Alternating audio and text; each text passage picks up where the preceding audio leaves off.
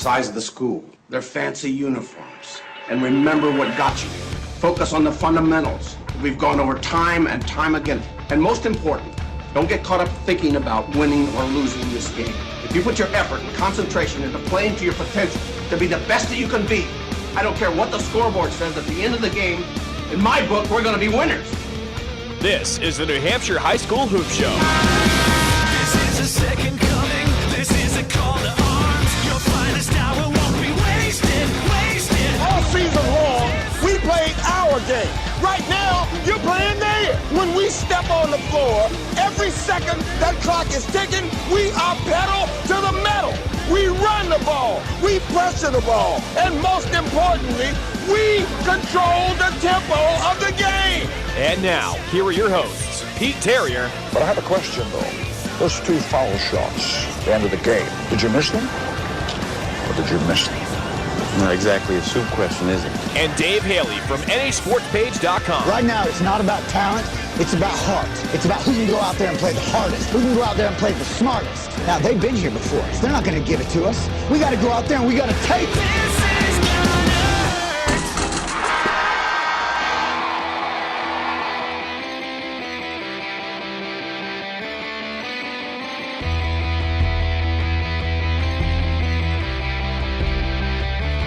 Good morning and welcome to our final edition of the New Hampshire High School Hoop Show for the 2012-2013 season.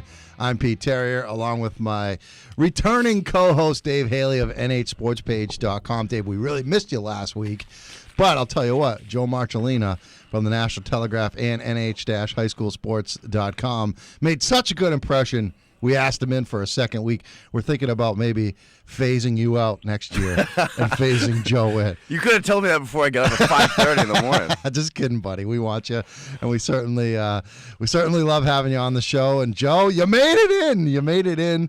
I was like 95% sure I would see you rolling in right around 8 o'clock, but. Wow, you must have set an alarm or something, or you just pull. Did you pull an all? You didn't pull an all-nighter? No, I thought about it because I wanted to stay up and watch the basketball games last night. I watched that, and I actually fell asleep during the second games, which I was very surprised. I thought I was gonna have a hard time. Florida Gulf Coast had 37 points in the second half. So yeah, I don't blame you one bit. It was that one was, watching that one, I was like, the first 5 minutes they got out to that big lead, and it was like, this is. Watching them the rest of that first half, that game's over. So the Cinderella story's over? All the Cinderella stories are over. So I missed the show last week because I had a little holiday that I have in Portsmouth every year called Blackout Friday. Anyway, we won't get into what it is, but it was a little cloudy at times, during the evening, and I had Georgetown all year long in my college hoop pool I've been doing all year long, and I kept squinting at the television going, are they really losing to some school I never heard of Not before? only are we losing to Florida Gulf Coast, are we getting killed by Florida Gulf Coast? Like, it was a tough night for Dave Haley that evening with my teams. North Carolina State, Georgetown, St. Louis, I put in the Sweet 16 strictly because of you. I put him into the Final Four, my friend. My question is, I feel bad for you there. I don't feel so bad now about my picks. I'm feeling better, thank you. What's a billiken? Is it a pelican? I think it's it's kind of like an angry little dude who looks like the Grinch. I don't know. I've got a Billiken shirt. I know I've looked this up before. I think it might be some kind of like mythical creature. I'm not 100% on like that. The Grinch. But he steals Christmas presents. A billiken, huh? Yeah. So all right. So this is an interesting story. My closest friend lives down in Boston, and I do a college bracket pool like everyone does. $25. Not that gambling's legal, people, but let's pretend I did $25 per entry. Anyway, so he's down in Boston, and there's like 160 people in this, so I mean, there's a lot of money that can be won. So he emails me on Wednesday, and he said, hey, you know that bracket I'm in with you, the pool? I'm like, yeah. He goes, I at work, true story, printed out, he said, he works in a law office. He said, I printed out the left side of the bracket, handed it to a girl he works with, printed out the right side, handed it to another girl. Both these girls said, I couldn't name, his name's Chris. He said, Chris, I couldn't name a college player, let alone a college coach, and I don't even know. He said, that's perfect. Just fill it out to the Final Four, and I'll pick them from the Final Four. He did that with these two girls. He handed it in. He is in second place out of 167 entries with these two girls filling out the bracket. Wow. And that's usually the way it works out. Yeah. You know, I'm in like someone- 140th place. Yeah, you think you know, and you don't really know anything at all. Yes, you do know, but it I've just noticed doesn't that make sense. I feel like I follow the college game more, and I've followed it more in the last 10 years. You know, a little more each year, and I think I've done worse since I've started watching more you college overthink it. basketball. Yeah, because crazy stuff like Florida Gulf Coast and Harvard. I actually saw a guy last night. I was in Target in Hooksett, and some dude had a Harvard basketball sweatshirt. I'm like, I'm wondering if he just bought that about a week ago when Harvard, beat New Mexico, the Cinderella story. What do you got, Furious? A billiken is actually a elf-like creature which is supposed to bring luck, much like a Does he leprechaun. steal Christmas presents? No, he does not steal Christmas presents. Nothing like that. He brings the gift of luck, quote unquote. Is this courtesy of Wikipedia or Not to something? me, he didn't. This is courtesy of the internet, not Wikipedia. Okay. So there you go. Oh, and by the way, for like those people who are all freaking out about your brackets, 1 in 9.5 quintillion chance of picking a perfect bracket. Yeah, and no one did. I think I was hearing last week, I think on Friday, maybe it was Saturday, but I think it was actually Friday. So only the Thursday games had been played, and no one out of the 8 million and change people who did a bracket on ESPN.com had a perfect bracket. At Even that to the point. Sweet 16, There was There's usually. I did see that. It was only 4 people I think got 15 out of 16. It's like there was no one that was perfect. Yeah, Wow. and then there were only 4 that got 15 right, and then it, I think after that it dropped. Wasn't You're much talking better. after day one?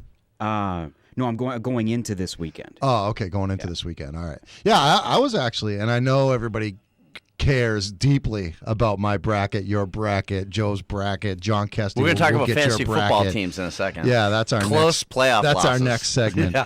But Hello? I was actually in decent shape until Michigan come back, and I love that Michigan-Kansas matchup Oh, you had last Kansas night. going to the I had final. Kansas in the championship game against Ohio State. Ohio State has given me scares each of the last 2 games. But look, it's just a lot of fun, and like I said, no one cares about my bracket, or you care about your own bracket, but I think you only really care about your own bracket as long as you're alive in your respective pool. But I think March Madness in general is just an awesome, awesome time. And Joe, you mentioned how you've been following it more and more over the last 10 years. I've been following it less and less. I just don't have the time. Not that I'm, Mr. some important big shot guy, but I just, I have a life, I have a job, I You're have other on-air responsibilities. talent. I What are you have talking children. I don't have time to follow it like I used to. But I'll tell you what, over the last, since last Saturday, I've watched as much March Madness as you can possibly watch. I mean, noon till about midnight, both Saturday and Sunday last week. And then when the games tipped off Thursday and Friday at 7 o'clock, I was watching it. I got kind of fed up with it last night. I was just tired and I wanted to go to sleep. And I did. And I was also watching the UNH game last night, UNH hockey. I got vested interest because I'm a fan of UMass Lowell as well. I do some business with UMass Lowell. And they won their game 6-1, so they're playing in the championship game of the Northeast Regional at the Verizon Wireless Arena tonight, 6:30, UNH against UMass Lowell. So an all Hockey East Northeast Regional. So one of those teams going to the Frozen Four. Either way, it's a great story. UMass Lowell, to me, is an even bigger story making it to the Frozen Four than if UNH wins it. I think it'll be UNH's first trip to the Frozen Four since like 2003 or something, so about 10 years or so. For UMass Lowell, it'll be their first ever. So that should be interesting, Verizon Wireless Arena. I just had a feeling of big-time sporting event in the city yesterday, as Wisconsin was in, Denver was in, UMass Lowell and UNH, all there, all those fan bases. And downtown, I had a late lunch, I guess you could say, downtown Manchester over at JW Hills yesterday. And the whole area was jumping. It just had that tournament feel, kind of like Durham, on Championship Saturday. Telly's? Yeah, or Telly's, yeah, or what Libby's that you went to? Oh, Telly's is an epic. I was there with Jamie Hayes the other night. Whoops, I've got to get my bars straight. Libby's, yeah, at Libby's with the BG crowd before that game. That was fun. So we're kind of transitioning into the end of this season, and we've got Joe Marcellina in here, as I said, from the National Telegraph, nh-highschoolsports.com. And for the last couple of years, Dave, we've done a little combo postseason award called the King and Queen of New Hampshire Basketball. And we're going to announce those finalists, the 6 finalists for that award on the show. And we do have a special guest coming on a little bit later. We'll get into that. But we did both girls and boys. And Joe, you know that me and Dave, we have no clue about the girls basketball, so we're kind of letting you steer the ship on that one. But it was a great year in New Hampshire high school basketball.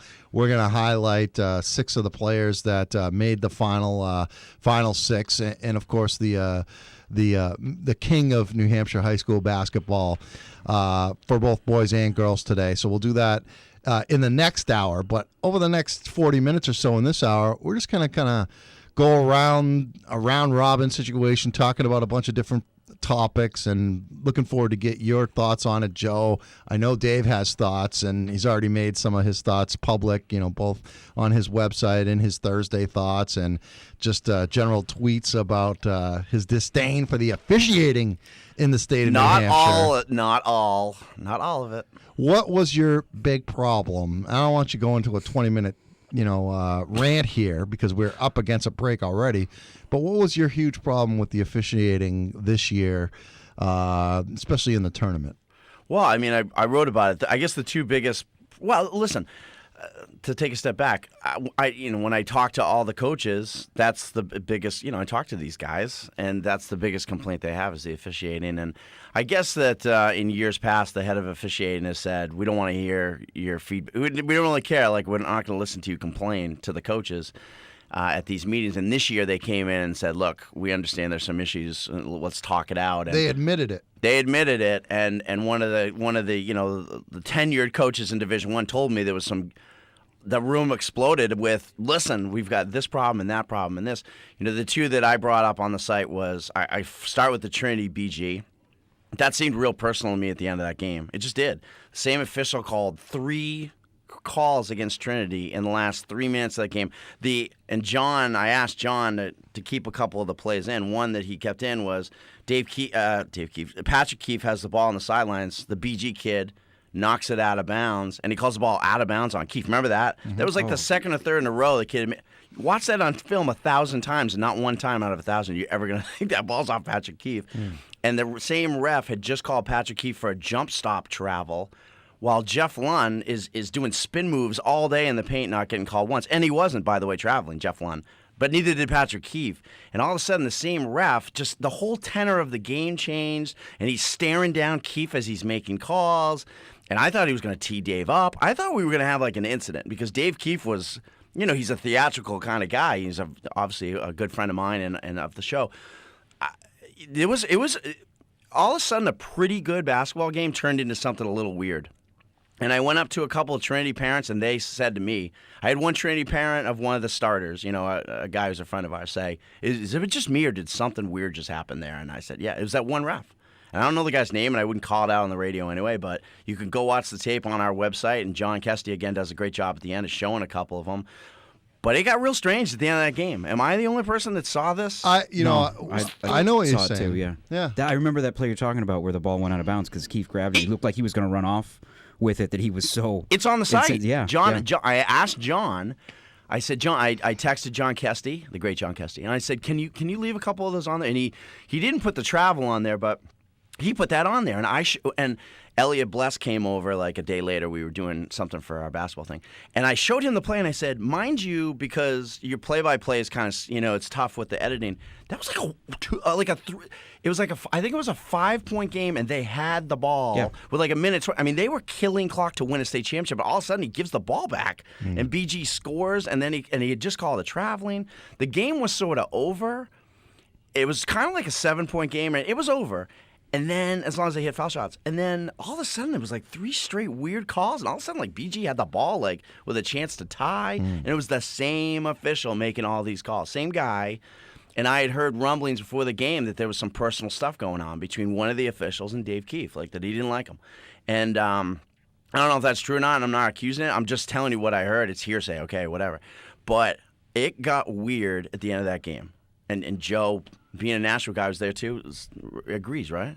Well, yeah, especially at least on that one call. I mean, I don't remember the traveling call, but I do remember that call because I remember I got that one as well, and I remember watching it going.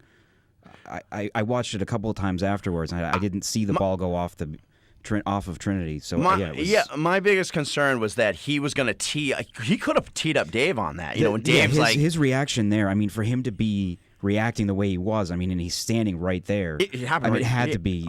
It's right on film. Yeah. He knocks it out of bounds. I mean, that's not a tough call to make. It's an automatic. It's like boom. He knocks it right out of bounds. Kid knocks it fine. It's Trinity ball out of bounds. He calls it off. Keefe, what are you talking about? And then I thought he was going to tee up Dave. And then I thought we were going to have 2 foul shots in the. I mean, I started just sitting there saying, "What am I watching here? Is this something I'm going to be talking about in 10 years?" And Trinity wins. So if I don't write this stuff, everyone probably just forgets it and moves on. And I'm not trying to stir it up either. But I'm just. You asked the question, and there it is. And the other, we can get to it after the break. But the other was just calling a technical on the Portsmouth kid, Ben Landry, who said, "Are you kidding me?" In the Sauhegan game. In the Sauhegan, yeah. At one point, I heard it was a lousy call, but I'm sure Mike Heaney would disagree. So let's not say it was a lousy call. But he called. They trapped Brandon Len. Len tried to get through the trap. It looked like he traveled, and they called a reach-in foul. And it was a 1-point game with 50 seconds to go. Sauhegan up 1. Ben Landry turned, walked away, put his hands in the air, and goes, "Are you kidding me?" And the guy teed him up. So then it was 2 foul shots, four foul shots in the ball back for Sauhegan with under a minute to go and a 1-point lead. So he hit all 4 foul shots. It now becomes a 5-point game with possession. I mean, go ahead. I was there, and I think that one was just a matter of where the officials happened to be looking. I mean, because that was going on this side of the court where the refs were looking, and over on this side of the court, one of the Sauhegan kids is getting very demonstrative, and if they'd been looking that way, maybe you don't call it on there. Any of them. On any of their, you're right. You don't call it right. on the Sauhegan kid either. Yeah, you're right. I can understand why they did though, because it was long. It was well after the whistle. I don't know. It seemed. You're right. Maybe you don't call it, but it was. It's And at that point, Joe, like, listen, if this is February 15th and they're playing, fine, whatever. You want to teach a lesson and whatever. This is the end of the season. This is the defending champions. And if it happened to Sauhegan, I'd be right. Listen, everyone thinks I'm a Portsmouth homer, and not at all. I mean, Mike Heaney's That's okay, because I'm probably a Sauhegan homer. Yeah, so Mike quite all right. Mike Heaney's become a good friend of mine. Great guy. I mean, I'm not, and I love those Sauhegan kids. I was rooting for him the whole way. It's just you just don't call that. The one thing maybe I could say is maybe it's an official trying to keep things from getting out of hand. I mean, with 50 seconds left. Was it? Yeah, there was. That was the game, Joe. And the atmosphere in that place though was unlike any other I think I've ever seen or been experienced for a high school basketball game. The roof felt like it was going to blow off of that place. Yeah, it was so intense. So I just because of the situation, because of what was going on with Sauhegan and they just had the memorial that morning for Tony Barksdale. So all of those kids were. And that's part of my point too, because it was a terrific game. And Jim Mulvey and I talked on the phone, and he went out of his way to praise Sauhegan and Brandon Len and Mike Heaney. And he said, "Listen, I don't want. I think Mike. All credit in the world. He I'm not going to get him when I say I don't want to get him in trouble. He didn't. No comment, right? Yeah. But to make that call. Listen, I played game my whole life, and I've seen refs blow the whistle in a tie game with a touch foul 90 feet away on a reach-in. On a tie game where it should have gone to overtime, but then a team goes to the line and wins it. It's like, how are you calling a foul? You got to swallow the whistle. You got to look at the kid and say, "Hey, don't." Just look at the kid and go, "Hey, enough." And if the kid keeps doing it, maybe. But I mean, unless the kid swears or throws a punch, you do not, because that ended the game. That ended the game. The game was over at that. And Portsmouth still came back and ended up losing by 2. But that was the game. I think that was the difference, between the outcome and Trinity BG in the championship game. Those calls did not affect ultimately the outcome of the game, where the one against Portsmouth did. We got to take a break. We're way over. Come back. We got more spirited debate going up till the top of the hour, 7 o'clock. Excuse me, top of the hour, 8 o'clock. And then, of course, our king and queen of New Hampshire high school basketball announcements coming up in the 8 o'clock hour. The top 6 boys, the top 6 girls voted by the media, or a lot of the media, not every single media person in New Hampshire. I don't know how deep and how far you reach, Joe, to get these people, but we'll figure that out as we work through the show. The final edition of the New Hampshire High School Hoop Show for this season anyway. Pete Terrier, Dave Haley, NHSportsPage.com. Special guest Joe Marcellina from NH-HighSchoolSports.com and the National Telegraph on News Radio 610 and 96.7.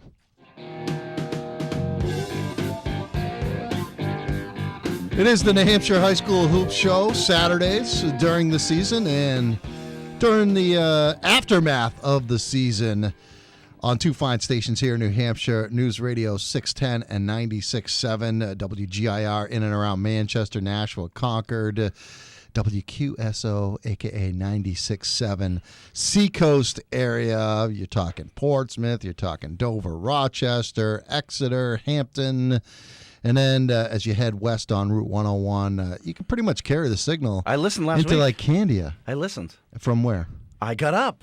So you were recovering from your Blackout Friday, and you just automatically woke up because that internal alarm clock went off. No, it's because I slept on a couch, and the sun came right onto my face. There you go. And how did we sound? It just wasn't the same without Sounded crystal clear. Yeah? Yeah, no, you sounded great. TNF did a good job? He was terrific. He was terrific. Meaning to reach out to him, but I'll see him next Thursday. But he was terrific. I thought the whole... that guy from the Telegraph came on. Maybe it was Gary Fitz, that angry guy who came on for the Telegraph last week. I thought was terrible. Yeah, I can't stand that guy. That guy's terrible. No, hey, listen, we have a game to plug, by the way, real quick today. Oh yeah, what's the game? 4:00. Yeah. Seacoast basketball tournament, second round. The New Hampshire Sports Page All-Star team is. I think we're playing Dominic Parody's team, but we sponsored New Hampshire Sports Page, a team in the Seacoast tournament. We slid through our first round game 86-26. We got Mabor Gabriel, Carmen Gianpetruzzi, Troy Pelletier, Pete Terrier's favorite player, Brett Hansen, Dawson Dixon, Isaiah Joseph, who I want to talk about. Yeah. The kid's pretty good. Yeah. That would have made a big difference if that kid played. Isaiah Joseph and who am I forgetting? Am I forgetting anybody? Dawson. Oh, I think Nick Macris is going to play. Last week, I think Anybody else from Carmen? Did you mention Carmen? Yeah, Carmen. Okay. Carmen had 22. We were up 28-0. Tom Dixon, Dawson's father, is coaching now. He's assistant coach at Central. He's coaching them. We were up 28-0. We played Marshwood, and the coach from Marshwood said, "What are you doing to me, Haley?" Because we're friends. Zippy, he's a great guy. He said, "What are you doing to me?" I said, "Who's the best team in this tournament?" He just looked at me and goes, "Are you joking?" I was like, does that mean it's us? Where's the games played? They're at the new Connie Bean, the new rec center in Portsmouth. They have 2 courts over there, so it's nice. I'm hoping that if we make the championship, maybe John Kesty comes down. We do a little film, see the game, championship. John's eyes. We just got the nice up. black New Hampshire Sports Page shirts, like everything. Even Carmen's like, I like these shirts. We're looking good over there. I told the kids they given up 9 points at halftime. I said, clean up the D. Other than that, I'm happy. Shouldn't I at least get a free T-shirt? For doing all this work throughout the course of the season? No, Yeah. You didn't order enough. Sure, I'll buy it with the check I'm getting when I leave today. Was Furious giving me a check when I walk out the door for all the gas money? You mentioned the names on the team, and I wanted to talk about the Player of the Year conundrum and the All-State teams. And first of all, I want to say this. All-State, to me, is the most overused term in New Hampshire high school sports basketball talk. All right? Everybody's All-State, All-State, All-State, All-State. It's like Dickie V's diaper dandies. Exactly. There's 55 of them. It waters it down big time, Sure. in my opinion. I'm guilty of that. I know you are. And that's how I was Thank you. directing it at you. Thank you. Partially. Let's get that right out there. Because you use it a lot. Yeah, but it's true. There's like 100 kids. I know. There's just too many. It seriously waters it down for me. But that being said, it was a tough year this year to determine first team Brutal. All-Stars or All-State or whatever it is, especially in Division I. I mean, you look at the names, and I don't know how many positions are on an All-State team. Do they do it by position, or they just do it like the top 5 or 6 They're guys? not. No, this came up in. This actually came up in Division 4. One of the Division 4 coaches, and it's. I won't say his name because it's supposed to be anonymous, but I have my sources. He left Chad Knighton of Lisbon off first team because he thought he was supposed to list a center, 2 forwards, and 2 guards. I thought this was funny because here's my joke: who's a center in Division 4? Who's a center? I mean, besides in basketball now. Exactly. Who's a center in Division 4? I mean, okay, Roger Larrabee, I guess. He would be the only center in the entire division. So, because most of these kids, Dylan Leach, good big man for Colebrook, he plays outside. I mean, he hits threes and he drives to the hoop. So, anyway, so the point is that I think you kind of mix and match with guards and so forth. So that hurt Knighton in the Player of the Year voting that happened. And he missed some games because he was injured. Yeah, he missed like 3 or 4. I mean, I put him co-Player of the Year, and I do it after the season, and I take every game into consideration. You absolutely have to, because what they do going forward is pretty important. A kid like Jeff Lund, he was tremendous in the tournament. It still killed me not to put Jeff Lund or Tim Preston first team. I mean, that right there, Jeff Lund or Tim Preston, and to me, Tim Preston, they both didn't make it. They both deserve to be there, but if you put those guys in, who deserves to come off? You tell me. I know. I can't. That's the problem. The BG people didn't even get all over me on the forum, which was nice. Tim Preston, seriously, is my new favorite player. I mean, I love watching that kid play. I mean, you get to see him a lot, right, Joe? Yeah, I've seen him a couple times. Got to see him a couple times this year. Yeah. And I think we talked about this last week. How do you leave certain kids off the team? And I said, well, I would say leave Tim Preston off and maybe even Eric Gendron, because they're juniors. They can come back and even to me I could kind of see that, and I think I mentioned that Nate Masrill told us that when you asked him the question. Well, he was being diplomatic, right? And he said he'd vote for Jack Preston over Tim Preston. But I bet you if you asked him after they went out of the playoffs against Trinity that night, and I did. I mean, he knows he's got himself a special player in Tim Preston. Eric Gendron could not be, from what I saw, he could not be off first team. That I kid wasn't saying did. that he would. I'm just saying no. that would, yeah. I'm not arguing. I'm just saying in general, like when you talk about Pete's point earlier, who would you take off?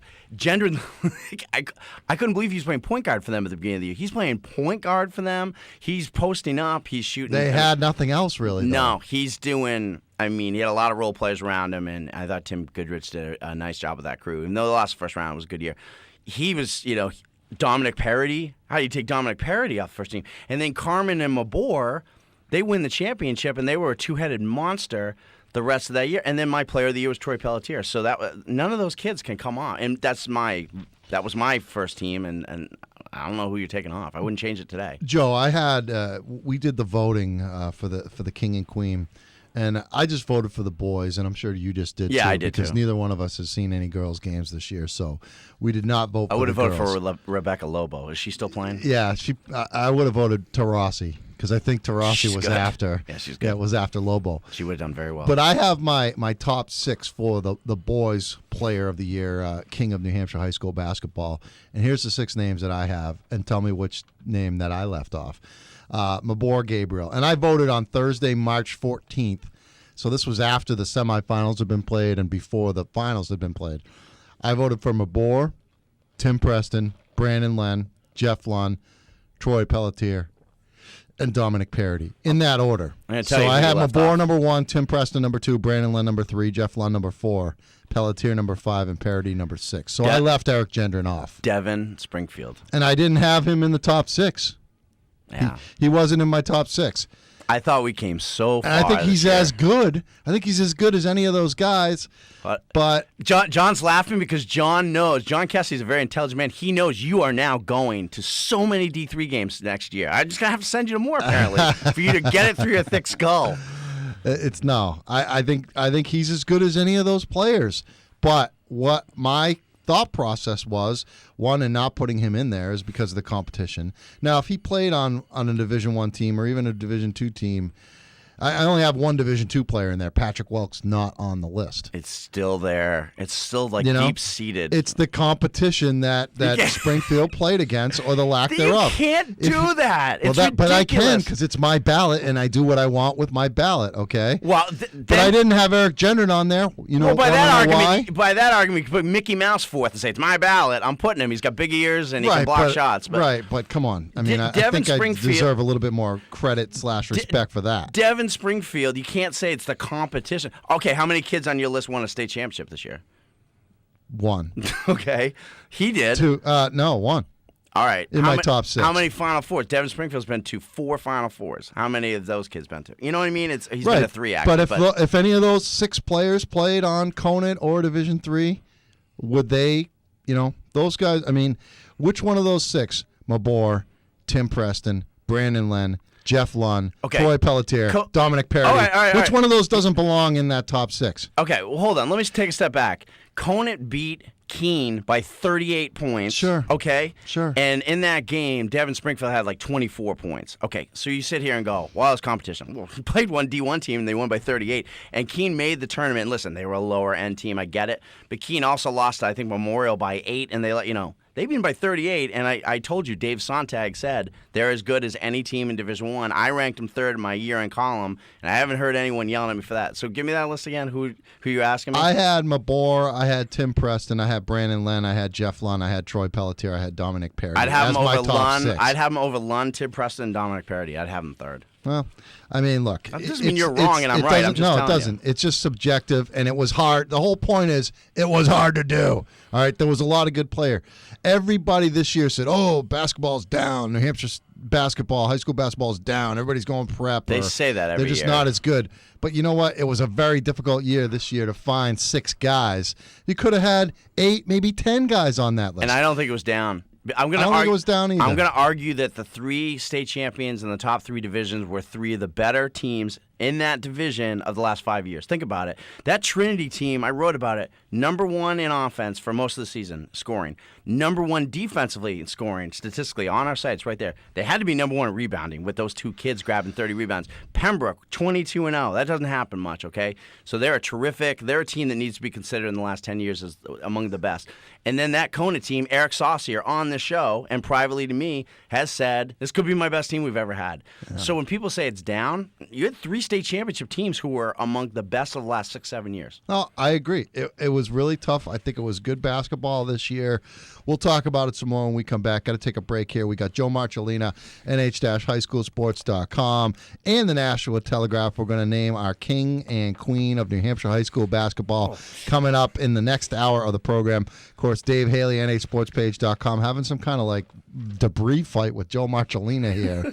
I got stuff flying across my line of vision here, and one just came at me. Glad we're getting this all on nhsportspage.com cameras. Adam Furious, our producer. Get this thing under control, Adam. Start pounding your fist and telling these guys to control themselves. It's Don't let me come in there. It's like the last day of school before summer vacation here.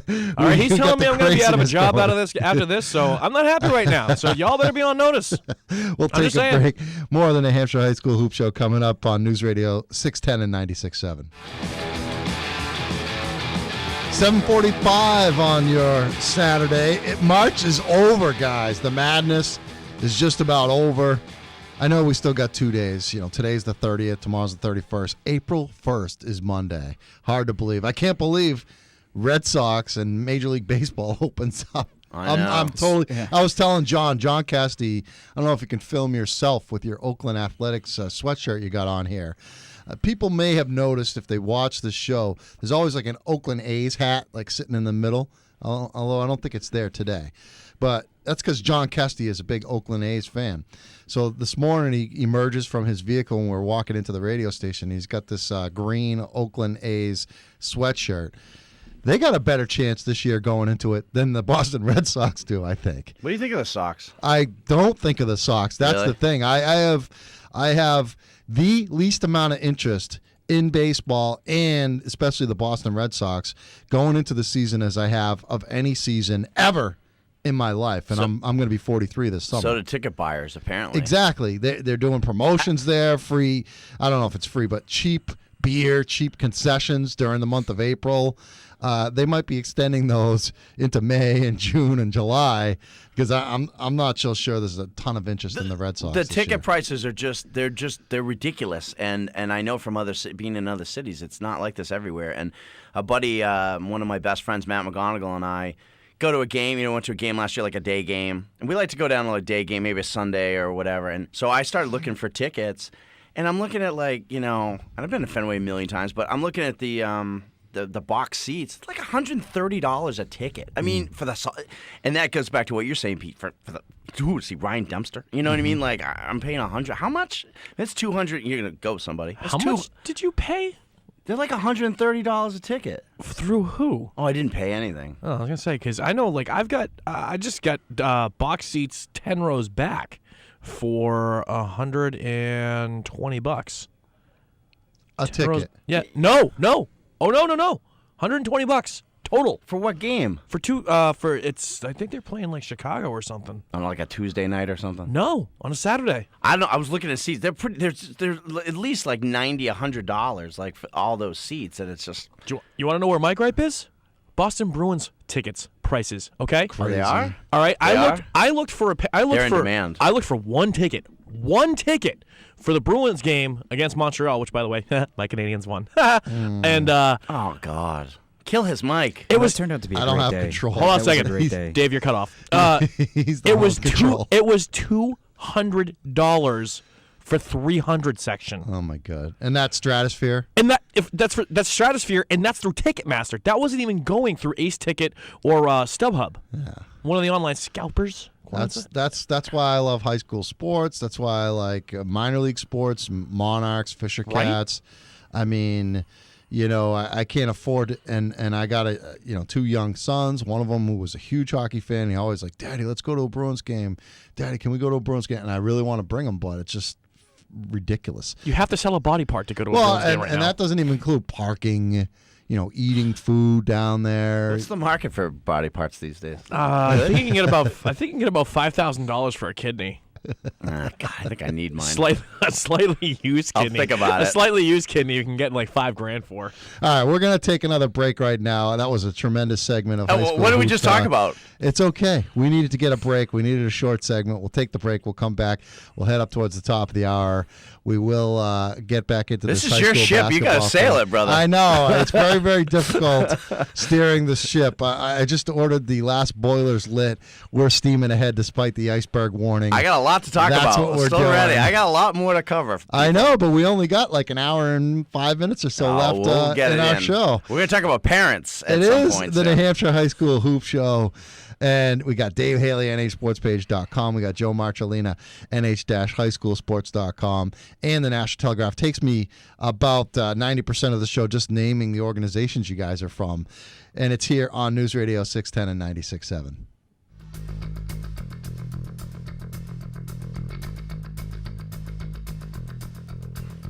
You know what that is? Yeah, we played it last week, and we made mention of it, thinking that you would have been excited if we came back with this bumper music. A little Jet City Woman, Jet City Woman. They're awesome. Dave Haley, loving it. And we talked about the Hampton Beach Casino show that they did a few years ago. I was there. You were? Of course I was. Good stuff. Jeff Tate. Hey, more good stuff. One of my coworkers here at the WGIR radio stations in Manchester is a Pembroke alum. And he played basketball for Pembroke. He actually played for, I think, Ed Clo's last team before he retired in the early 2000s. Matt Alosa ended up taking over, and I think he's in his 5th year as a head coach, maybe 6 years as a head coach, and wins an unbeaten regular season. And Alosa? Yeah. Oh, he's like in his 9th. I think it's like 6. But anyway. I've done the site for 6 years, and he was the coach way before that. 7. I think he said 7 after that. Yeah, all right, well, there you go. 7. So it's a compromise there. And the guy that used to go to Pembroke and play for them had this like Pembroke, I don't know if it was like a scrapbook, but it was kind of like a program. But it had like detailed information from Pembroke basketball, the history of Pembroke basketball. And we've talked a lot about Matt Alosa being the all-time scoring leader in the state of New Hampshire. And the number is 25.75 that he scored. And I was able to see like how many points per game he scored and his averages. And his junior year was actually his most prolific scoring year. He had about 30. He averaged, I think, 35 or 36 points a game that year. Good grief. Yeah. He had 2 years over 30. 1 year over 25, and then his freshman year, he was like 18 points a game as a freshman. And he was like far and away the highest scorer in Pembroke school history at 25-75. And what a tremendous career. And I'm so happy for him capping the season with a perfect season and a championship against Sauhegan. They were the best team. I think that proved out on the court that even though Sauhegan had, the mojo on their side, the team karma, the team of destiny flow to them, and the look to them, and they were playing that way, despite the fact that it didn't go well for Pembroke in the first half. Patrick Welch, 3 fouls in the first quarter. They only scored 2 points in the second quarter. They were down a touchdown at the half, only scoring 14. That they ended up winning that game going away 49-41, and they were just the best team in Division II this year. Yeah, and what was impressive is what you see a lot of times as champions, they just take over late, and then a lot of times, even in the NCAA tournament, when you see like a 1 seed play a 9 seed or something, when you get like an 8 or a 9 seed in the NCAA tournament, it's always like a 5th place team, the Big East, or a 4th place team in the ACC. I mean, these are good teams they're playing, and it's always close with like 10 minutes to go, and then the cream rises to the top in that last 8 or 9 minutes, and then that's when they just kind of take over the Louisvilles and the Michigan States and whatever. And that's exactly what Pembroke did. They outscored Sauhegan by 10 in that fourth quarter. And I thought, and I wrote about this, I thought Patrick Welch coming out and having that first half he did against Cole Brown in the semis took all the pressure and all the attention off. They're finally here. I mean, this team didn't even get to Durham the last 2 years. And it took all the pressure off. It was like, the guy at the Super Bowl was getting all the attention. It takes the pressure off everybody else. He was the guy who came out and sort of like, they didn't have to ease into that game. He just took over and, you know what I mean? And Ray Lewis. It was like what Ray Lewis did for the Ravens this year in the playoff run. All the focus is on him and his retirement and all that. And what do you know? All of a sudden, Baltimore's in the Super Bowl and Joe Flacco's turning into, some superstar quarterback. So I see what you mean by that. I hate Ray Lewis. But yeah, you're right. I mean, I just thought like his first half, they didn't have to have the jitters of Durham and all that. They just, boom, that kid took over. He was phenomenal and, kind of left Cole Brown in his wake. And then by the time they get to that Sauhegan final, that was a good game like we expected, but they took over late. Joe, when you and we only got about a minute here, but when you size up Pembroke and you cover a lot of Division II hoops and Hollis, Brookline, and Sauhegan and Milford, when you see a team like that, you pretty much know that this team, like that Milford team of a couple of years ago, those Milford teams, I should say, you knew no one was really going to touch them, and I think that was the case with this Pembroke team. The funny thing I thought was the number of coaches that I talked to during the year that kept saying that Pembroke was beatable. Oh, there were so many.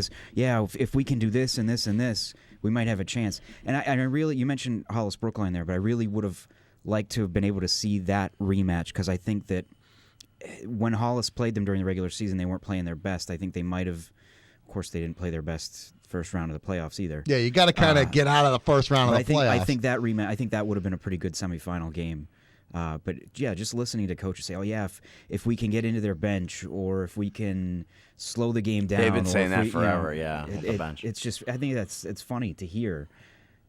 And no one did it. Right. And a lot of coaches said that they thought they were vulnerable. I think vulnerable was the word, the buzzword for the Pembroke Spartans. Turns out that they weren't. We're out of time here in the first hour. Next hour, our king and queen of New Hampshire high school basketball, both boys and girls, the top 6, and our king and queen will be announced in the next hour of the New Hampshire High School Hoop Show. The size of the school, their fancy uniforms, and remember what got you here. Focus on the fundamentals. We've gone over time and time again. And most important, don't get caught up thinking about winning or losing this game. If you put your effort and concentration into playing to your potential, to be the best that you can be, I don't care what the scoreboard says at the end of the game, in my book, we're going to be winners. This is the New Hampshire High School Hoop Show. This is a second coming. This is a call to arms. Your finest hour won't be wasted.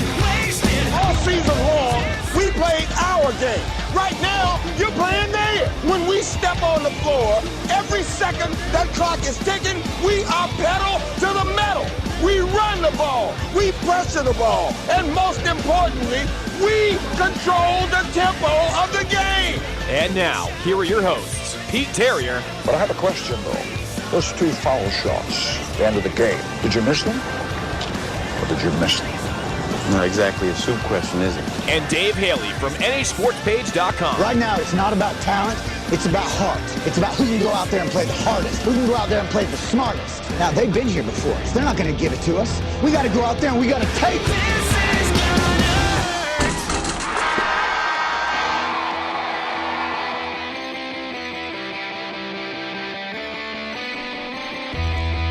Hour number 2 of the New Hampshire High School Hoop Show. This is our final show of the season. Then I don't know what's going to happen in this time slot over the next few months, but we will be back on with the New Hampshire High School football show. 4 hours of Mark Hebert money sense. Can you make it through a full football season? I know that basketball is your love.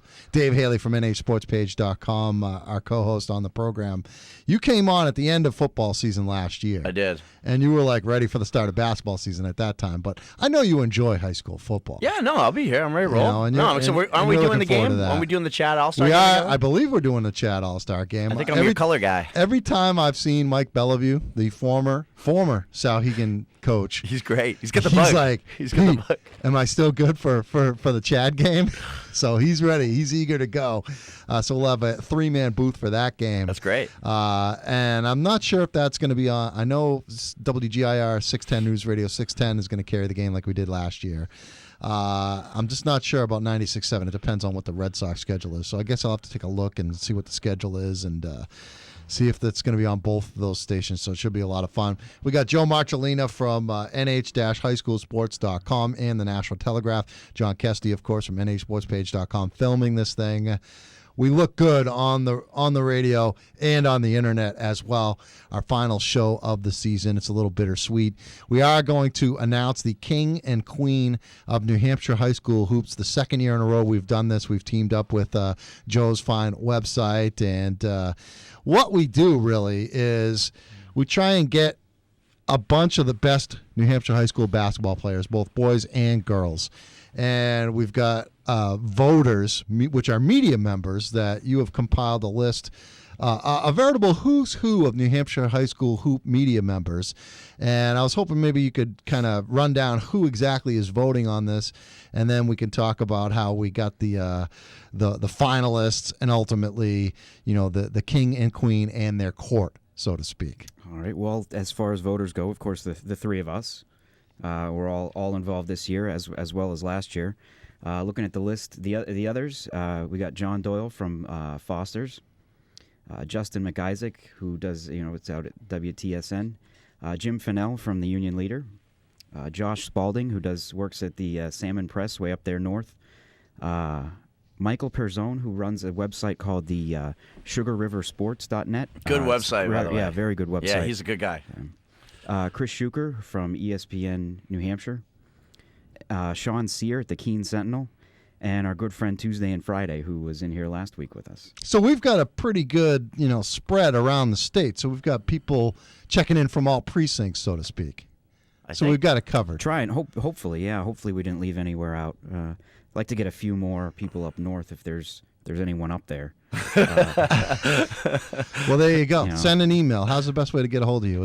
I think I'm the northern You're rep. the northern rep? Yeah. I'll handle it. Dave's representing. I have a hot wire phone right to Colebrook anytime anybody trask. We had a few more voters last year, but they've dropped off from the New Hampshire sports scene. So I gotcha. It was kind of hard to try to find some replacements. Hopefully next year, be able to get on top of that a little earlier. You talking corporate downsizing got us? I don't know so much about that. Maybe people just saying, you know what, maybe this business isn't for me. I'm gonna do something that maybe I make some money in. Maybe we can make a living off of and support a family.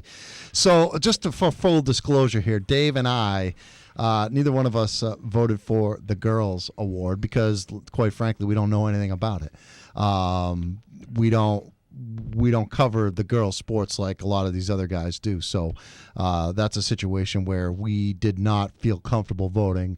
No, it wouldn't have been fair. It wouldn't have been fair. So, why don't we run down the girls' finalists first, and you can talk about each of those 6 girls, because they've been narrowed down to 6 finalists. 6 finalists. They were up on the website, nh-highschoolsports.com on Thursday. Up there, it was in no particular order, well, alphabetical order. So here we go with the top 6. Starting at number 6 is a girl who was on the Division I first team from Londonderry, Eliza Simpson. At number 5, Madison Springfield from Conant. Well, at least his sister. At least Devin's sister made it. A freshman. Are you sure her schedule? She didn't play again. All right, I'm just kidding. At number 4, a junior from the Division I champion, Bedford, Mackenzie Brown. At number 3, another state champion from Division III, Bow, Lindsay Nearbon. And here's where it gets close. This was a very close, of course, not as close as last year's girls' vote. I don't know if you remember that. It was a 1-point difference between first and second last year. Slipped my mind. It did? All right, well, I'm glad I reminded you. Thank you. This year, there was a difference of 3 points between first and second. In second place this year, Lebanon's Mariah Morton, member of the undefeated Raiders championship team that cruised through most of Division II. Their 2 closest games coming in the semifinals and the finals. I mean, that was a team that was just loaded, won its games by an average of over 30 points, which, I mean, that's about as automatic as you can get, in New Hampshire basketball. A no-doubter. Yeah. And that means the winner of this year's award for the second straight year, Bishop Girton's Megan Green. And Megan, we had her on the program last year, and we are trying to get her on the phone, although we haven't quite done that just yet. What a year for her. I mean, this girl, when you put it into perspective on what she's done in her career, one of only 4 in the state with 1,000 points and 1,000 rebounds. Do you know who the other 3 are? The other 3 are Steph Murphy, who played at Londonderry. Yep. I think it was mid-2000s. And played at BC. And played at BC, yep. Rebecca Arnone, who played at Campbell, graduated from Campbell last year, and Dina Pitsis from Milford, who there was a little bit of I got a little bit of feedback from 2 coaches on Thursday, wondering why she was not included in the top 6. I don't know, maybe that was just enough people didn't see or hear enough of Milford basketball this year, but she was certainly would have been a deserving finalist this year. But yeah, like you said, Megan Green, 1,000 points, 1,000 rebounds. Well, I was just going to say, think about 1,000 rebounds a game, because basically... 1,000 rebounds a game would be a lot. Yeah, that would be incredible. That's a lot of missed shots. No, 1,000 rebounds for a career. I mean, you think about it. If you play 22 games in a season, with Christmas tournaments, that's about 11 rebounds a game from your freshman year to your senior year. For a career. For a career. Yeah. That's my commentary. So you think it's harder to do than the points? Oh my God, it's way harder. Are you kidding me? Oh my goodness, you can easily score 12 a game for your career, but I mean, not easily. Not many guys do it, but for rebounding, oh, that's tremendous. But she had some, there was one game, and I think this was actually last year. She had like a 37 and 20 game. Wasn't that last year? Yeah, that was last year. I don't remember the specific game, but I do remember. I think that might have been a playoff game. I think it was a game against Winnicott when they ended Winnicott's streak. You're right. Yep. And see, I do know some things about girls high school. Just letting you roll, buddy. That's only from following people like you, Joe. I read your stuff and I try and stay in tune as much as I possibly can. You mentioned something interesting about Megan Green and the Green family. Now, her brother Connor Green, who was on that Bishop Girton championship team from 2009, and he was a player of the year, I think, that year as well. He's playing for the Division III College Championship, with Amherst College. They play April 8th. This year, the NCAA is doing something kind of neat in honor of, I think it's the 75th year of March Madness, the tournament. They're playing all of the championship games in Atlanta. I don't know if it's the same day. It can't be the same day. It's got to be over the whole weekend. So they'll be playing, I believe it's April 8th. Well, the Final Four in D1 is the 6th, so next Saturday. Yeah. And then the championship game is always Monday the 8th. So maybe they are playing it. Maybe they're playing it Sunday. I have been a part, actually, of a Division II championship because I used to do play-by-play on this radio station, WGIR anyway, of New Hampshire College, then Southern New Hampshire University, and then I did some St. A's. And I went to Louisville, which is where they do the D2 Elite 8, And I actually went to, and now they do it at Freedom Hall, which I think is cool, which is Louisville's home gym. And when I went down there back in the late 90s, I think it was, I want to say 98, St. A's made it to the Elite Eight. And it was at some, rec center down there in Louisville, Kentucky, or maybe it was Lexington. I think it was Louisville, but it was a lot of fun, and they do the championship. You'd always be able to watch the NCAA Division II championship game on CBS. I think on that Saturday prior to the Final Four, maybe it was prior to the Elite Eight, but that was always fun. So they're doing something a little bit differently. So Connor Green's going to be playing for a national championship. What is he, a junior now? No, he's a freshman. He's a freshman? Year of, prep so he school. went to prep school. And then, okay. His freshman year at Amherst. Okay. Well, Philip Sexton. Hey, congratulations to Megan Green winning back-to-back Queen of New Hampshire high school basketball. You mentioned, the snub there, that Lebanon team, which was dominant. For BG to come back with her, make it to the championship game, and then lose to Bedford. I think that's a pretty huge story. Bedford moving up to Division I, in both boys and girls basketball this year. You look at what you win a BG championship. Megan Green is from Bedford, and a few other BG players as well. So this was kind of like almost like a inner city rivalry kind of game. And they played 3 times this year. Their regular season meeting that BG won. They also played in the finals of the Nashua North Holiday Tournament, which Bedford won. So it's kind of like a rubber match here. And they could. There's a lot of good players coming back in Division I girls basketball.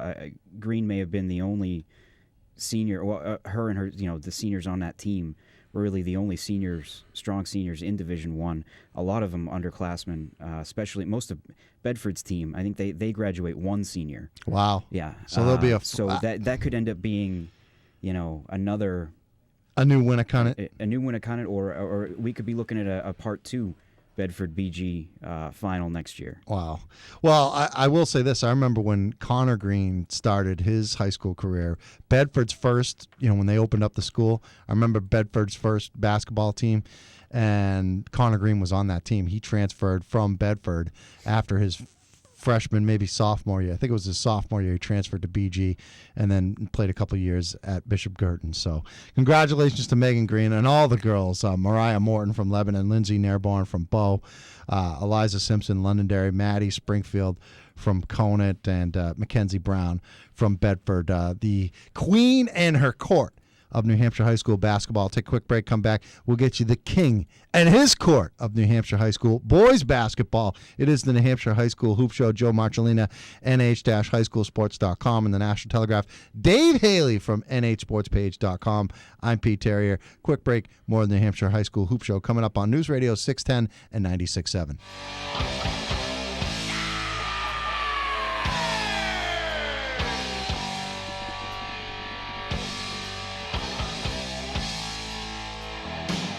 Running down the king of New Hampshire high school basketball, this for the just completed season, the 2012-2013 season. It is the New Hampshire High School Hoop Show special final edition of the program. We're going away for the course of the next 6 months. We're going into hibernation a little bit, reverse hibernation, as we'll be back with the New Hampshire High School football show right around Labor Day in September. So that'll be fun. You won't have us. I don't know if you really can replace this show.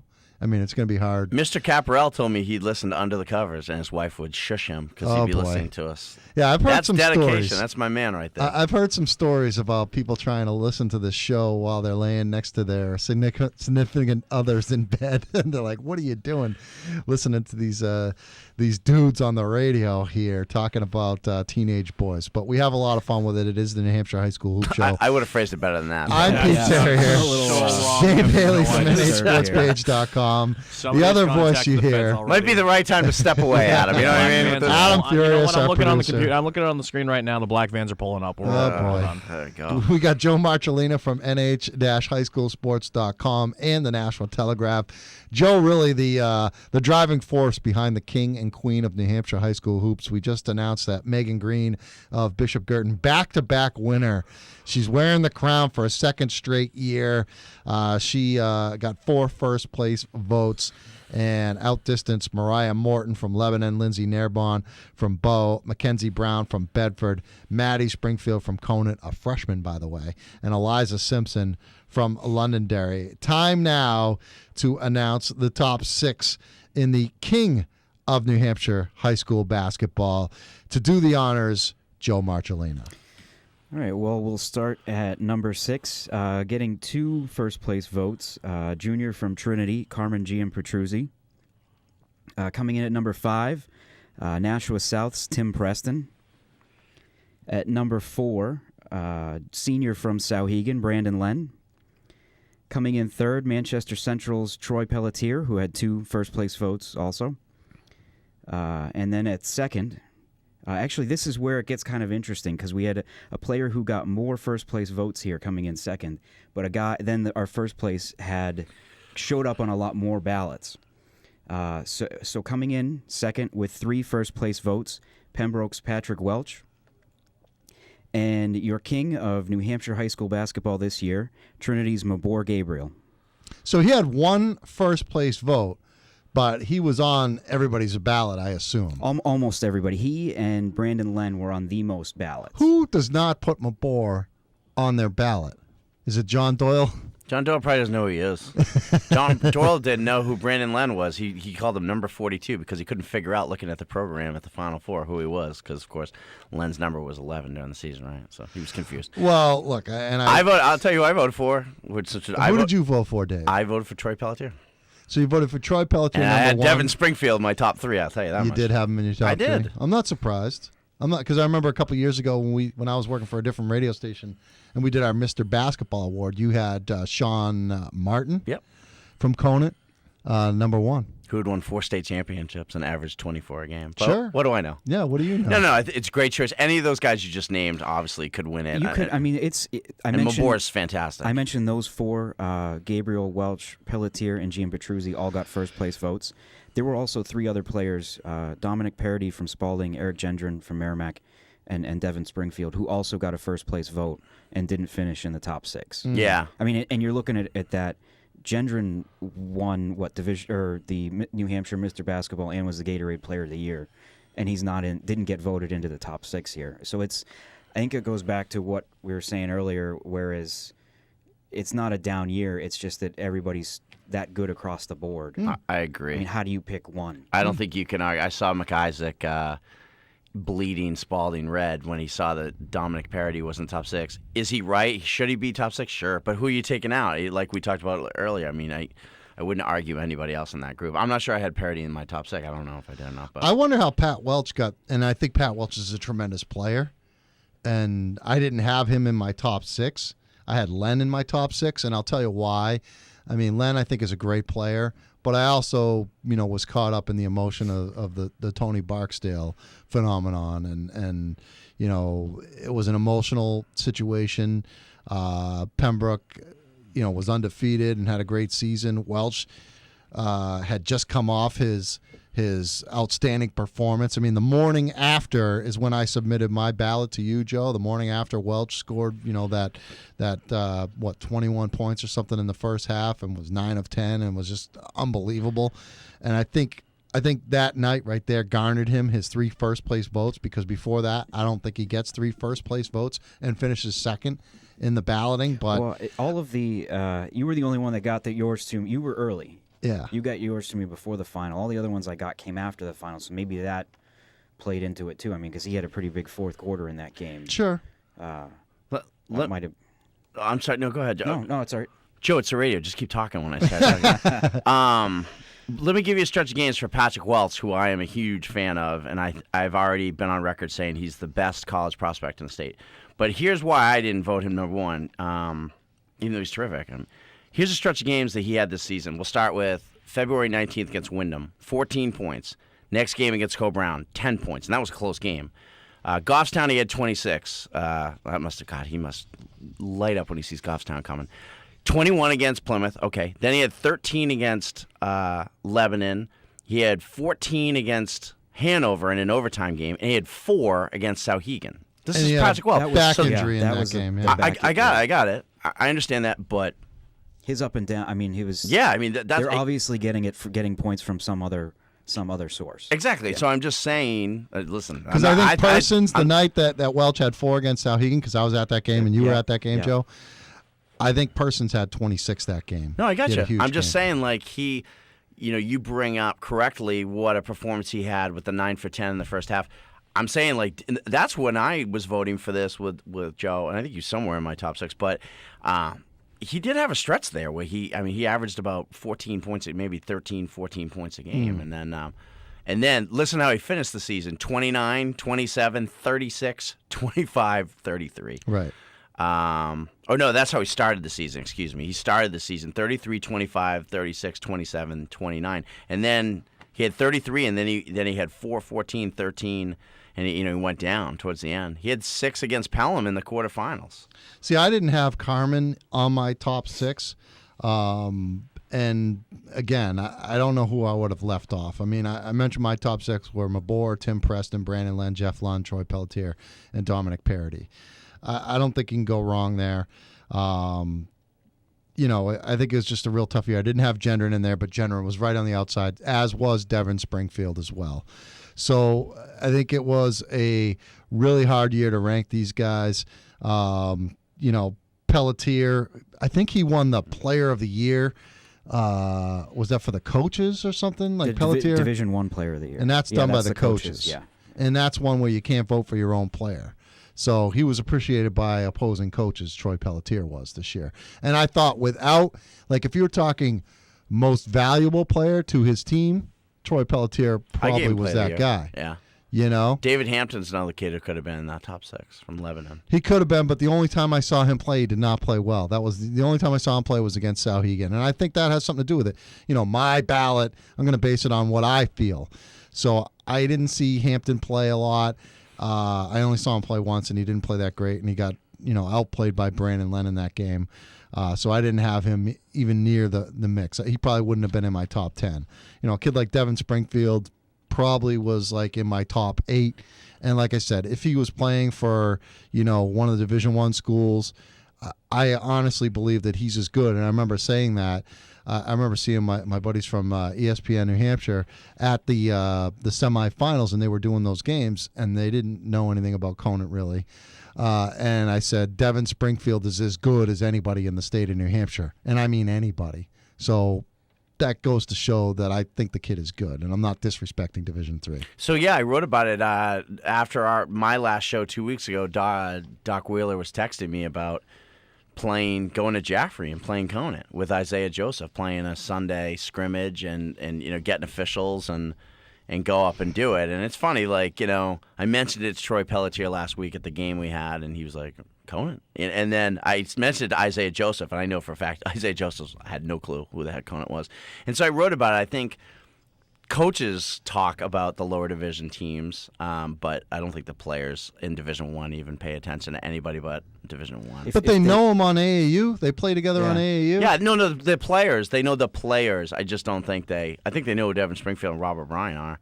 I just don't think they follow the teams. Some kids do, but I think most of them are just tunnel vision. If they played that game, would all those kids then that are coming back next year, would they not be eligible to play next year?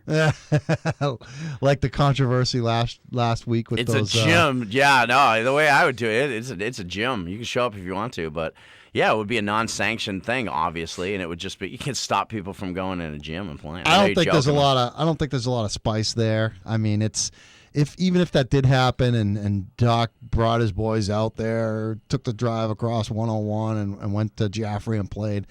To me, it's who cares? It doesn't mean anything. It's a glorified scrimmage is what it is. So I wouldn't get too excited about it. I don't know. I mean, I might get excited. I don't know if I'd get excited about it, but I would really want to see how they would do on that small floor up there. It would be like that a couple years ago when both Milford and BG won titles. They scrimmaged in the preseason. I mean, that was a pretty big deal. Yeah, and Milford beat them, right? And yeah, you want to see how they would do because it would kind of confirm or change a lot of your views about those smaller teams. Look, the thing that I would get excited about is if we had a true state championship game. So never going to happen. Take, for example, I know it's never going to happen, but I would get excited if it did happen. So we got Trinity and we got Pembroke squaring off for the Class A state championship or whatever. Or we've got Lisbon taking on Conant, for the or we get all four of those champions together, and you got Lisbon playing against Trinity, a 4 seed against the 1 seed, Linston, and then you got Pembroke and Conant playing, and then you have a true state champion. Or how about this? If I can jump in there, why not take the 8 teams, all the teams that finish?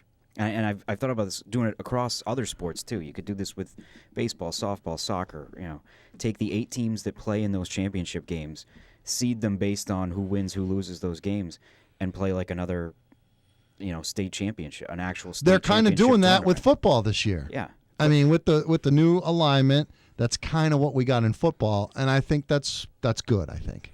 Yeah, there are years where those Conant teams are going to win some games against D1 teams. You never know. You never know. There was a Moulton Borough team a few years ago with Kevin Eisenberg, who's now playing. I think he starts at Plymouth State.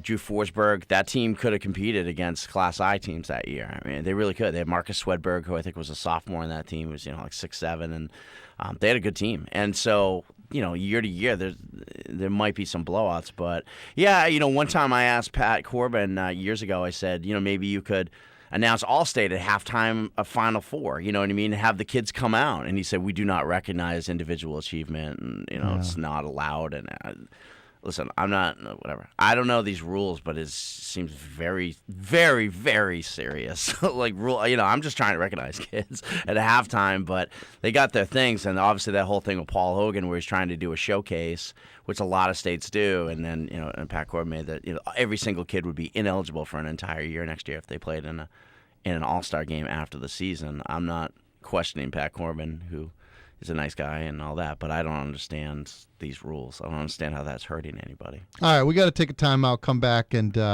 we will talk about some other subject. I want to ask, I know, Dave, you know about this kid Caleb Tarzuski, who I got to see play the other night for Arizona. He was at Stevens High School, ended up going to prep school. Now he's starting. He's a 7-footer starting in the Pac-12, and the kid can play. He's a monster. I'd love to see him play in New Hampshire. Every time I see him dunk in the NCAA tournament, I say, that kid lost a playoff game to Prospect Mountain. Exactly. I just want to kind of put that into perspective. That happens. And talk about how kids from New Hampshire are playing at big-time college basketball programs. It's few and far between, but it does happen. And unfortunately, I think that has caused some problems, too, because you get a lot of, expectations, I guess. And, I think you get taken advantage of in some circumstances as well. So we'll talk about that aspect of everything on the New Hampshire High School Hoop Show when we return. News Radio 610 and 96.7.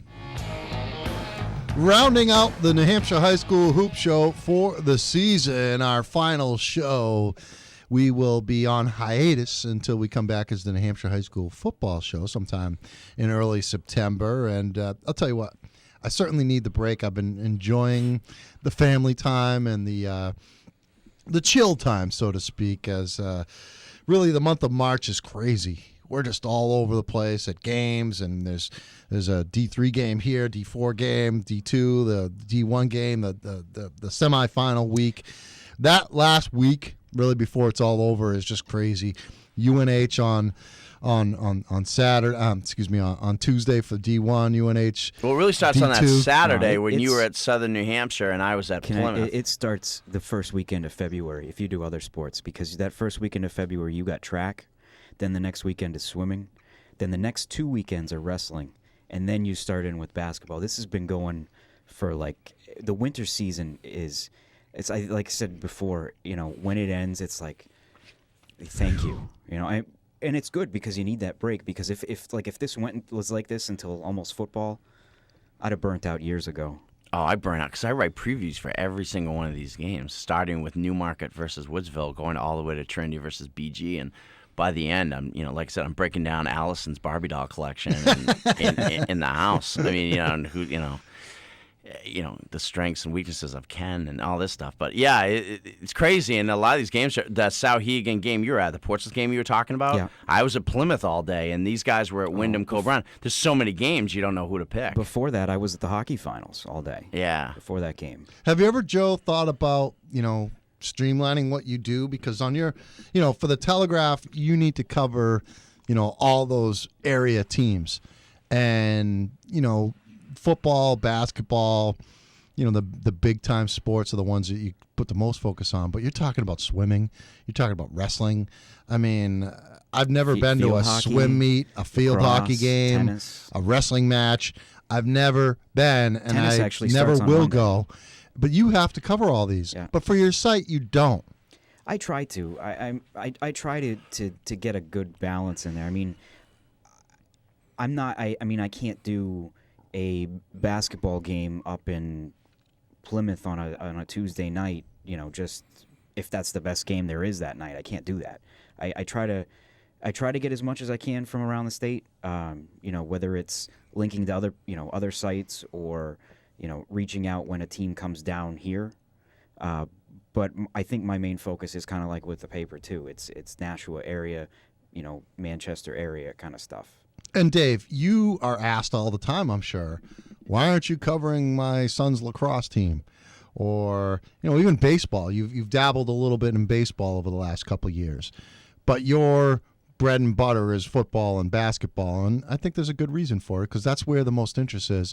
And one of the things that people always talk to me about, hey, why don't you do a show for baseball? Why don't you do a show for soccer? And I'm like, look, I respect it. I know your kid plays that or you played it or whatever, but you know what? We just would rather do a really good job at what we do, and what we do is football and basketball, instead of trying to water it down and not doing as good a job on covering all these other sports. Well, I'm in IT sales. I have a job, a real job with real health insurance and real responsibilities. I have a real quota, and I work for a very good company in Portsmouth, and so I don't get to go. To baseball is very simple. I'm going to tell my boss I got to leave work today at 2:45 to go cover a baseball game. That's great. They'll fill my seat pretty quickly. So I have to. My focus is my job and my quota and all that. I do this website, and as does John, and you're in sales here. We don't work for a newspaper. No offense, I don't want to work for a newspaper, but I don't work for a newspaper. We have these real jobs with real responsibilities, and then so when people kind of ask us. I remember the BG parents a couple of years ago. It was Mr. Remillard and all those guys when we were talking. And they was like, so you do this for... They were shocked that I had a job. They're like, you do this and then you have a 40-hour-a-week job? I said, yeah, man. Yeah. Not to mention your dad. Yeah. So it's... yeah. So it's... I would love to do baseball, and we got some great kids I'd love to cover. Devin Springfield out of Conan, and Dave Chase is great about sending the Hopkinton stats, and then... The coaches at Salem send us their box scores. For any coaches out there listening, or people or coaches out there who know baseball coaches, we have such an easy way to input the statistics for baseball. We'll load them. I'll do a recap of the game with the box score. I did it for Hopkinton and Salem all last year. I'll do it for anybody, and I'm happy to. We need coaches to kind of do more. And basketball, we have tremendous participation from the coaches, guys like Jay Dara and Jamie Hayes and Seth Guerin, and who send all their stuff every game, and Trinity and so forth. I tried to make Richard famous, the guy from Trinity who calls in this week in my column. He's great. I think that's something that a lot of people don't understand is that for all that we do and we try to reach out to, more than half of what we do can't be done without help from coaches. Oh my God, they're essential, and I they're my knowledge base, and then the quotes I use and so forth, and it's cool for me, obviously, building a relationship with these guys, and a lot of these guys I consider friends at this point, and they're essential. So for baseball, I'll put it on us. Maybe we just have to be better about talking to baseball coaches, learning more. For real quick, I know we got to go into break soon, but Elliot Bless did the preps this year for the first time on our site, and I thought he did a terrific job, and we had a contributor come on. So we were talking about Brewster and Tilton and all these, and I said, what we need to do now in the spring? Take Jason Smith, the head coach for Brewster, take him out to lunch. and like get to know this guy and have him see us and be like, oh, okay, these guys are kind of with it. And then, I know Mark's O'Neill Tilton, but reach out to the New Hampton coaches, whatever. And that's how you build it. And so I've done that with basketball and football. And now it's time to do it with baseball and other sports. But we'd love to cover more sports, but we need, you need more money, you need more time, you need more everything. Well, and you talked about the preps and all that, and just watching some of the games last night. Mitch McGarry from Michigan. Oh, yeah. Where did he go? Brewster, right? Yeah. All right. Nadir Tharp, who missed the shot at the end against Michigan. Where did he go? Brewster. Caleb Tarzuska went to St. Mark's. Tarzuski, St. Mark's. CJ Fair at Syracuse. CJ Fair. It's unbelievable, these guys. They're NBA guys who were right here.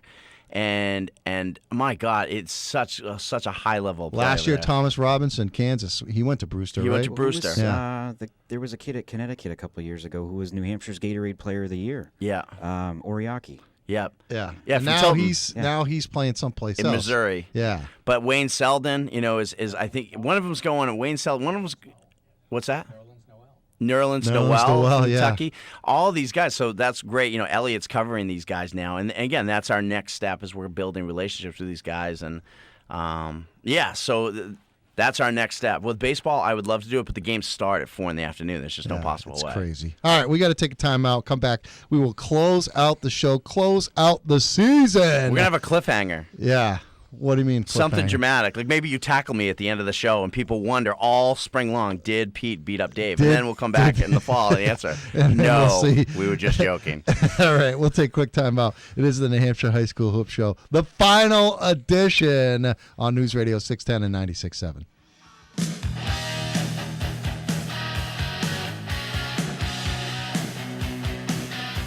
Well, round and round the New Hampshire high school basketball scene, certainly where we went over the past, since December. So we're talking 4 solid months of New Hampshire high school hoop show. And it was a lot of fun, Dave. Dave Haley from nhsportspage.com. When your co-host tells you near the end of the football season that you're done in a week or so, you get a little bit nervous. But I knew that in my back pocket I had one Dave Haley from nhsportspage.com.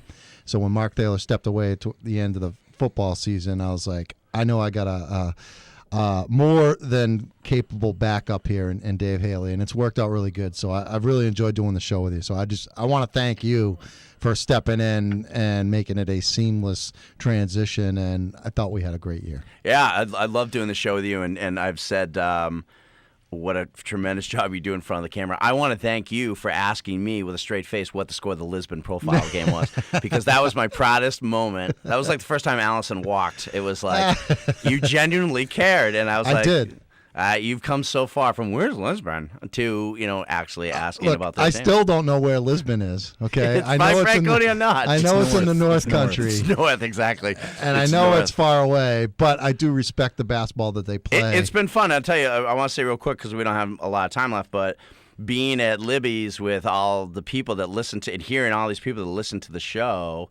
And all great people. That was really cool. That people enjoy the show, and I hope they do. And the nicest compliment I've been given about the show is from my buddy Ellie Bless. He said, I think you're good on that show because you talk the same way that you do when you're at a bar with me, just talking sports. I mean, I just say whatever because you don't pay me anything, so you can't fire me. Well, it's a natural thing for you, and I think that's what makes it work. Yeah, well, I appreciate it very much for asking me, and I've had a blast, absolutely. And thank John Kesty for coming in every week, too. Yeah, I mean, what other radio show has a videographer in here filming the entire show? We see the Mark Hebert Money Sense crew standing out there waiting their turn. And Mark has asked me, he's like, hey, how do I get that guy to stay and film my show? And John says, hey, it pays. Yeah. I plays. Money Sense. That's right. So it has been a lot of fun. And Joe, obviously, doing what you do with your site in addition to your Telegraph duties, it's not an easy thing. We've seen a lot of transition in this industry. I know the union leader had some cutbacks recently, and in your business, the newspaper industry, it's kind of a scary place to be right now. So I think doing what you're doing and starting your site was a smart thing to do. And I'm not saying that the future is precarious at the Telegraph or whatever, but you know what, you have to evolve and you have to, move forward with the technology. And I think you've done a good job of doing that. Yeah, try to keep a hand in everything. Try to make myself more valuable. Do a little bit of everything, and this. I mean, just in the I think 3 years since I started the site, it's changed a lot. I mean, you look at the number of people that are on Twitter now using that as a tool to update scores. I mean, when I started doing that when I started the site, and I don't know who else was at that time.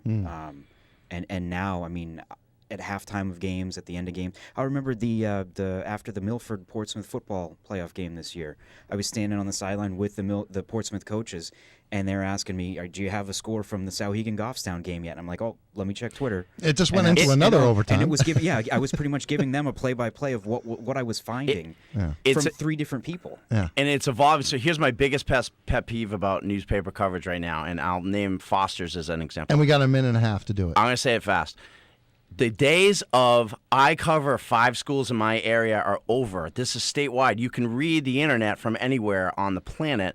And when you're Foster's and you have a game between Somersworth and Prospect Mountain, and they only tell you the leading scores for Somersworth and Foster's, because that's the local paper, and the Laconia Citizen only tells you the leading scores for Prospect Mountain, because that's the local paper, and they don't cover the other 2 teams as scoring leaders. It's 2013. Newspapers have to stop thinking the way that they did in 1990 and covering their 5 local teams. You can cover those teams predominantly, but when Hollis Brookline plays Lebanon, I want to know who did something for Lebanon in the Telegraph. I'm not looking at Joe like they don't do that. I always put both leading scorers in. And that is 1990 thinking right there. And so there needs to be an evolution and so forth. And maybe it's coming slowly, but. That's my gripe with newspaper coverage, and Well, and I also think that content is king, and local is still what moves the needle. And I think in Foster's defense, it's online. Yeah, but for Foster's, who only really focuses on that area, they have to focus on that area. What's print? That's all the time we have, guys. I want to thank John Cassidy from NHSportsPage.com. Good job touching up those photos of me and making me look presentable on the internet. Thanks to Joe Marcellina at NHSportsPage.com at the National Telegraph. Congratulations to our king and queen of New Hampshire high school basketball, Megan Green from BG, and Mabor Gabriel from Trinity. For Dave Haley of NHSportsPage.com, Adam Furious, our producer, I'm Pete Terrier. Enjoy the offseason.